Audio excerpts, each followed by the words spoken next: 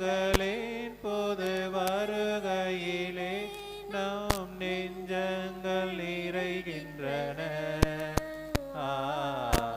ஆலயத்தில் நாம் நுழைகையிலே புது நினைவுகள் எழுகின்றன. எருசலேம் ஆலயம் நுழைந்தவுடன் இயேசுவும் அங்கே மொழிந்தாரே. எருசலேம் ஆலயம் நுழைந்தவுடன் இயேசுவும் அங்கே மொழிந்தாரே.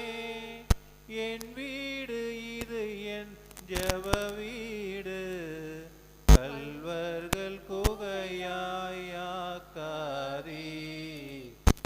ஆலயத்தில் நாம் நுழைகையிலே புது நினைவுகள் எழுகின்றன.